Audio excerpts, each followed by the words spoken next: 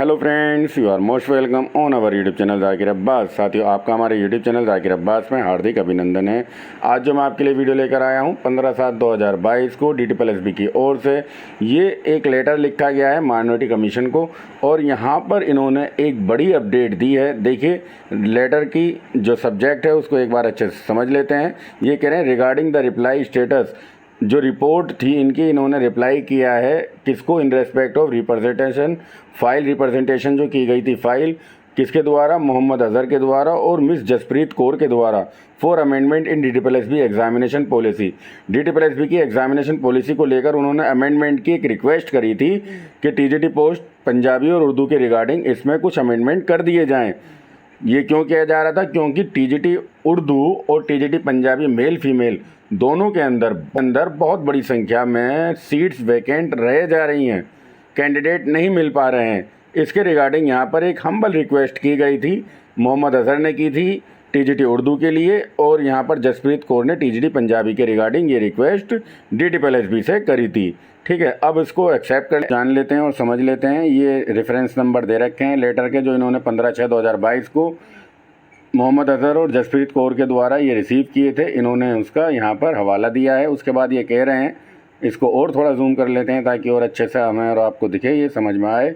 In this taken कोग्निसेंस, board ने already इसमें कोग्निसेंस लिया है the fact the most of the vacancies in respect of TGT Urdu, TGT Punjabi and TGT Sanskrit remain Anfield.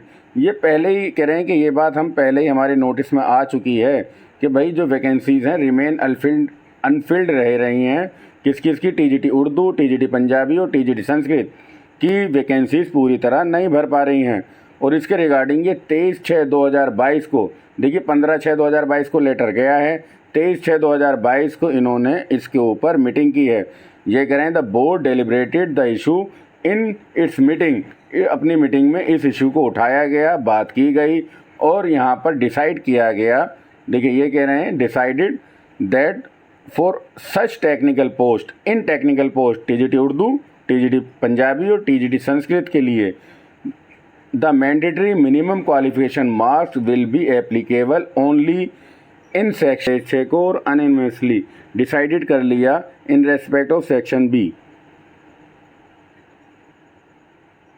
देखिए 23/6 को जो मीटिंग हुई, इनके अंदर इन्होंने अनएनिमसली डिसाइड ये किया है कि that all such subject technical post, ये भी जो टेक्निकल पोस्ट हैं जिनके भी हमने बात की है TGT उर्दू, पंजाबी और संस्कृत के रिगार्डिंग, इनका जो मिनिमम क्वालिफिकेशन मार्क्स है will be applicable only in respect of section B। आपका पार्ट सेकंड के अंदर जो मिनिमम क्वालिफिकेशन है, यानी कि देखिए अगर आप जर्नल हैं तो UR के हैं तो 40 नंबर आपको लाने होंगे पार्ट B में, सेकंड पार्ट में जो आपका स्पेसिफिक पेपर होगा, स्पेसिफिक पेपर के अंदर आपको लाने हैं कितने नंबर? 40 नंबर UR में। और अगर आप OBC हैं तो आपको 35 लाने होंगे किसमें? आपका पार्ट सेकंड जो है पेपर 2। हमारा जब DSSB का पेपर होता है उसमें पेपर 1 और पेपर 2 दो पेपर होते हैं। यहाँ पर सिर्फ पेपर 2 की बात कर रहे हैं। ये जो स्पेसिफिक पेपर होता है आपकी पोस्ट कोड से रिगार्डिंग, TGT उर्दू में उर्दू का पेपर, पंजाबी में पंजाबी का पेपर और संस्कृत में संस्कृत का पेपर, इसके अंदर आपको मिनिमम क्वालिफिकेशन क्वालिफाई करनी होगी क्योंकि आपको यही सब्जेक्ट आगे जाकर पढ़ाना है। ठीक है, इन्होंने कर दिया है कि सेक्शन B में आपको mandatory note be any minimum qualification marks in such section A। Section A के अंदर कोई भी आपको मिनिमम क्वालिफिकेशन यानी कि सेक्शन A में पास होने की ज़रूरत नहीं है।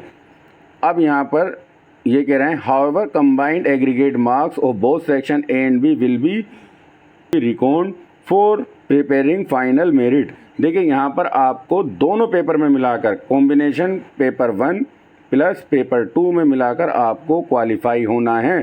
ठीक है, और दोनों पेपर में सेपरेट जो क्वालिफाई की कंडीशन थी वो रिमूव कर दी है। पेपर 1 में क्वालिफाई ना हो तब भी चलेगा, पेपर 2 में क्वालिफाई होना है और दोनों का पेपर 1 और पेपर 2 का जो कॉम्बिनेशन है उसके अंदर भी क्वालिफाई होना होगा।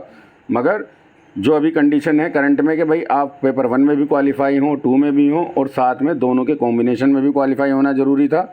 अब इसको हटा दिया गया है। ठीक है, अब केवल और केवल पेपर 1 में आप पास हो न हो उससे कोई फ़र्क नहीं पड़ता, पेपर 2 में कंपलसरी है और दोनों के कॉम्बिनेशन में आपको पास होना है, तभी आप क्वालिफाई माने जाओगे।